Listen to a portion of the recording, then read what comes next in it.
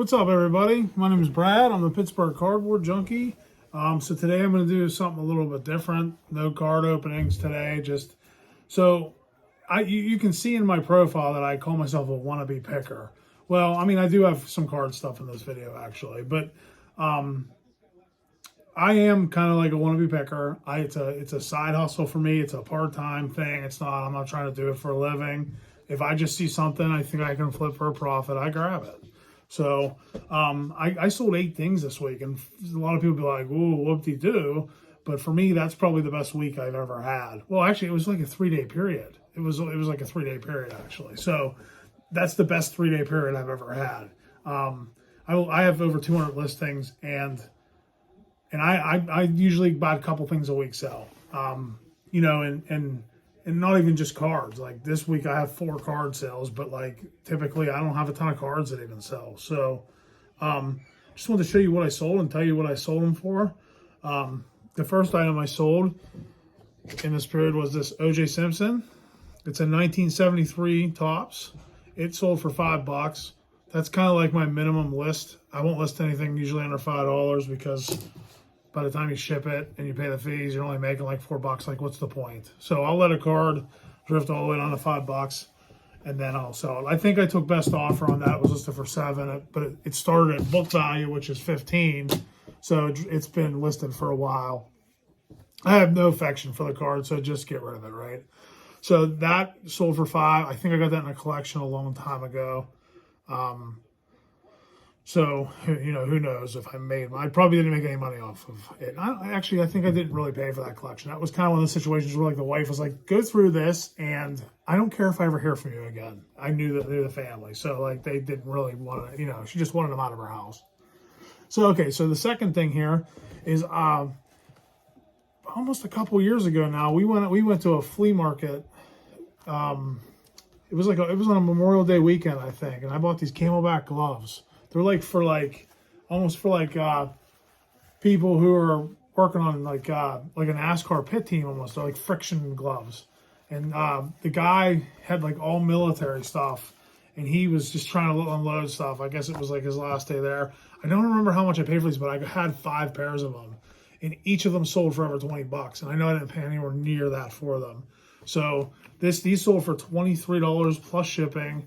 $5. It's like $5 shipping, but these will slip into a nice little envelope, and it'll be first class. So that's the second thing I sold. The third thing I sold. So every month my wife gets Glam Pack. It's called, from Ipsy, I believe is the name of the company, and it's like makeup every month. It's like a subscription she gets, and if there's ever anything in there she doesn't want, she just gives it to me to sell. And this is one of those things, and it sold for $13 plus shipping. This will be another first class package, and the Glam Pack's $30 a month, so that almost pays for half of it. So that's cool. Okay, the next thing is another card. It's a 2000 Collector's Edge graded Gem Mint 10 Jake Plummer card. I don't think this is it's an uncirculated card. I'm not sure if it's his rookie. I don't know if that was his rookie year or not. No, it's like his 4th year.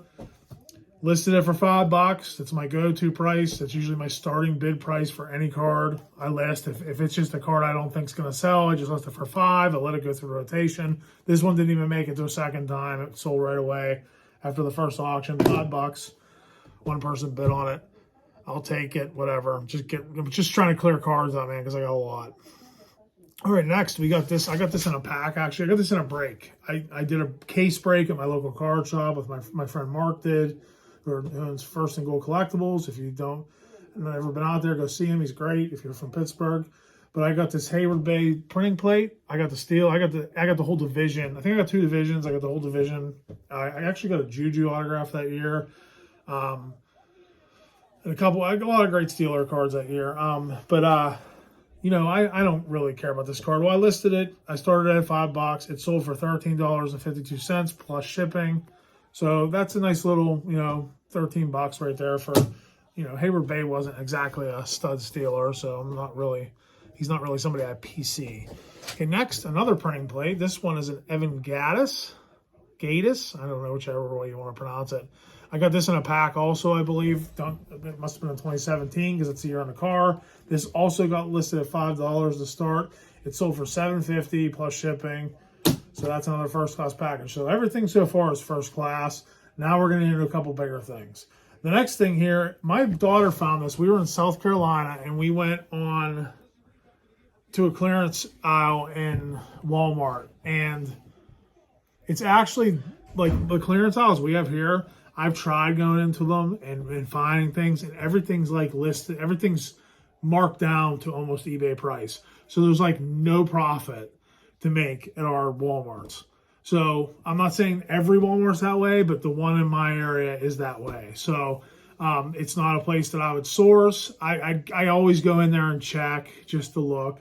But if you're not making 15, 20 bucks, what's the point? You know, honestly, what's the point? I'm not looking to make $5 transactions regularly. Like cards is one thing, but the gloves, they weren't going much lower than what I had them. I think I started them at $30 and that got all the way down to 23 because I slowly reduced my prices.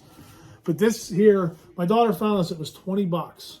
I scanned it, you know, with the eBay app and I checked it and, you know, there was a lot of them sold. So I was like, this is a good buy. So even if, you know, it ended up selling for $50 plus $22 of shipping. So I actually think this sold once and the shipping was so bad because it was so off that I actually canceled it. And I refigured the shipping out based off of whenever I went, you know what I mean?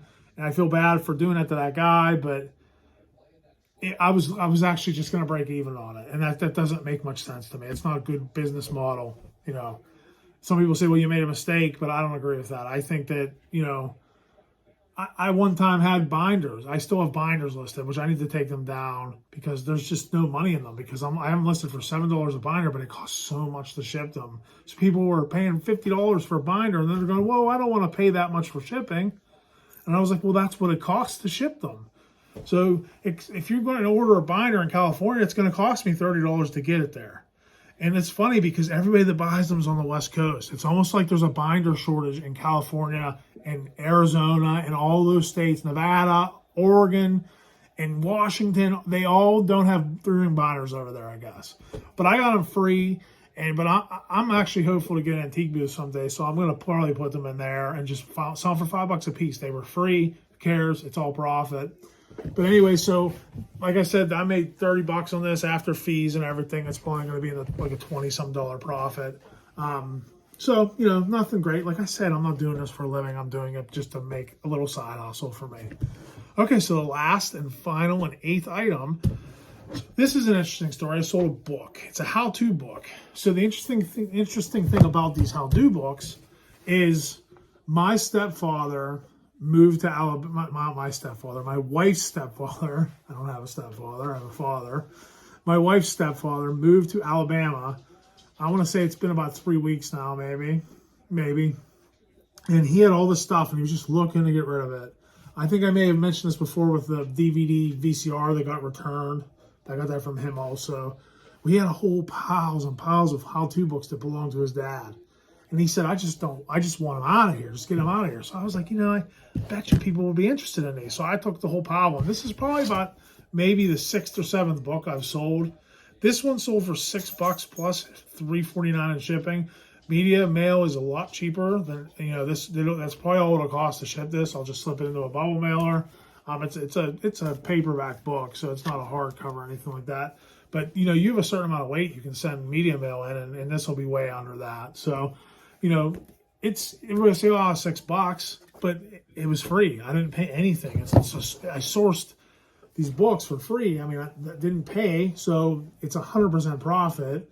And it only takes 2 minutes to print the label, weigh it, print the label, package it, slap the label on, and get it out of here.